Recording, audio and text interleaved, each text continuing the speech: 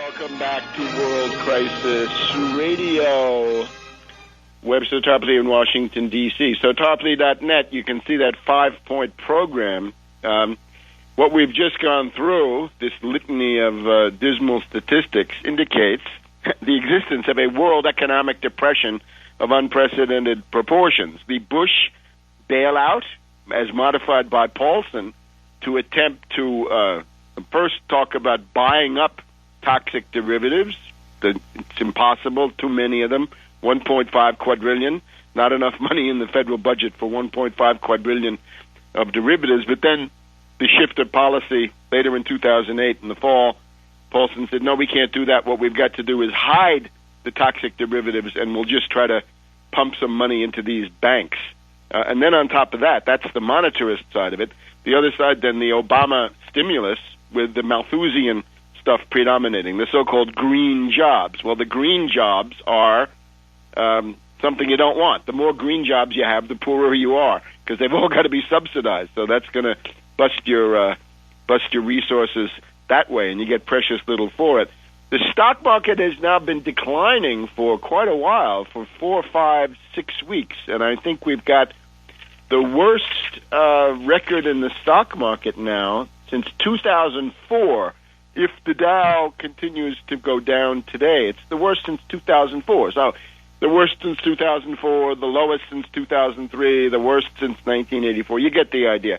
Things are looking bad. Now, in the middle of it all, of course, this is the second wave of the world economic depression.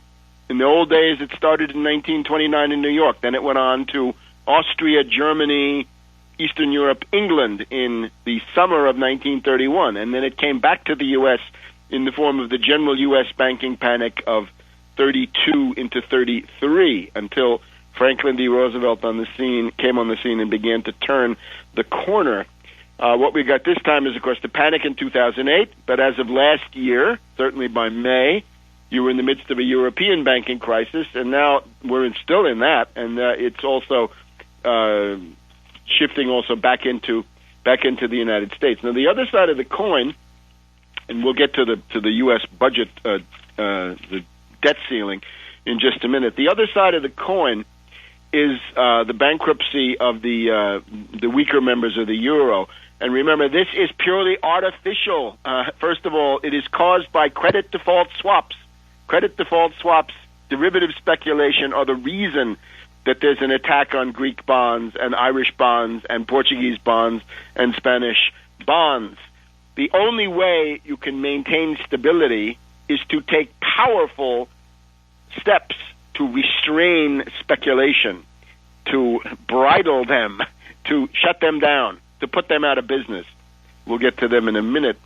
So the way forward is that looks like the jackals, the hyenas, right, the people from the idea dinner at Moness, Crespi, and Hart that we reported on last year, they're now focusing on Greece because they say Greece is now near insolvency. They got $150 billion last year, and as of today, there's this meeting between the Greek government of the infamous Papandreou, the agent of the International Monetary Fund, the stooge of Wall Street, Papandreou, who's still in power, socialist, Second International Prime Minister of Greece.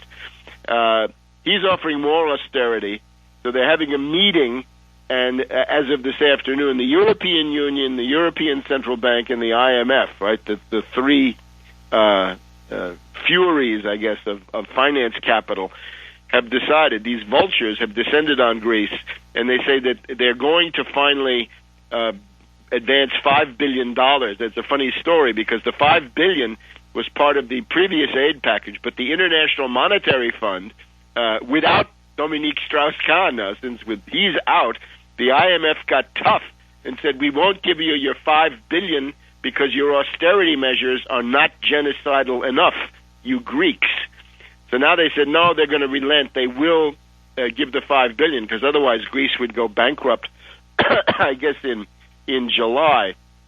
We have to remember, austerity does not work, cannot work. In a depression, you cut the Greek government budget, you make the deficit bigger, worse in the successive fiscal year. You're making things worse. Again, examples from Brüning in Germany to Schwarzenegger in California. Simply does not work. And the problem, of course, is all of those general strikes, 8 to 10 general strikes, and Papandreou is still in power.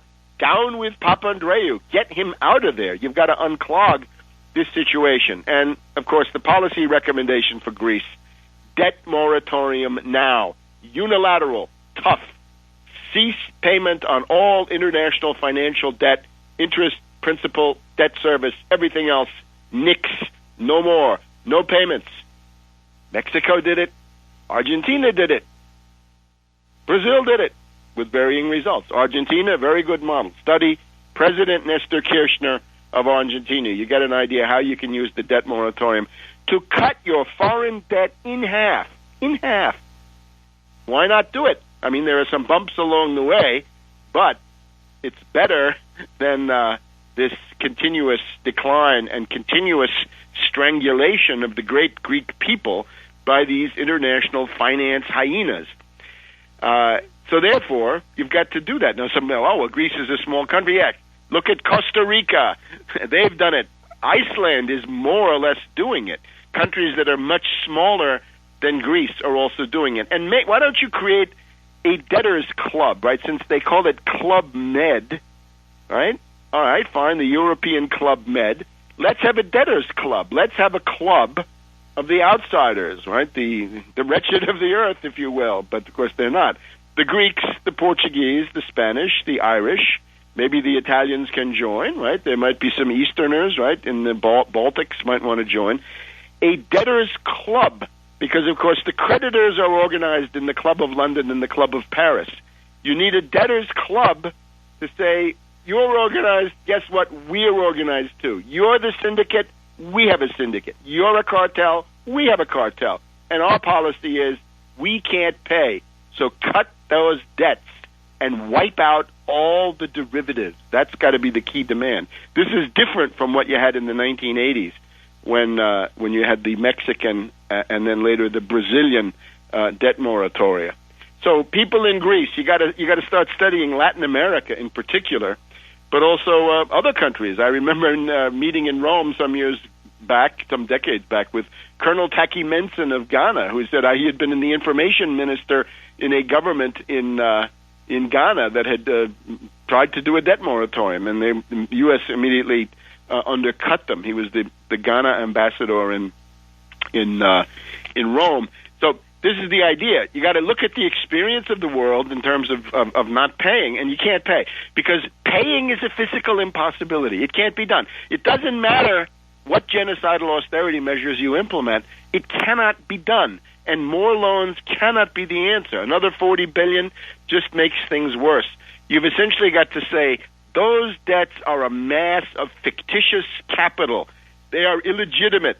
They are not real. There was never anything productive to do with them, and they've all been exacerbated by these despicable credit default swaps. So take that, Monsieur Juncker of Luxembourg, put that in your pipe and smoke it, right? Break off the talks.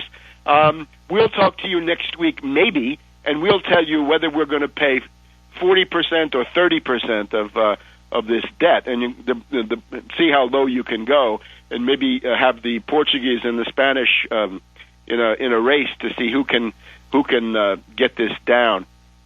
So this is the kind of situation, right? It goes from these southern European countries now also to the United States, and we'll come back to the United States to look into that other prong here in just a minute. But the entire system certainly is now on the brink. Back in a minute.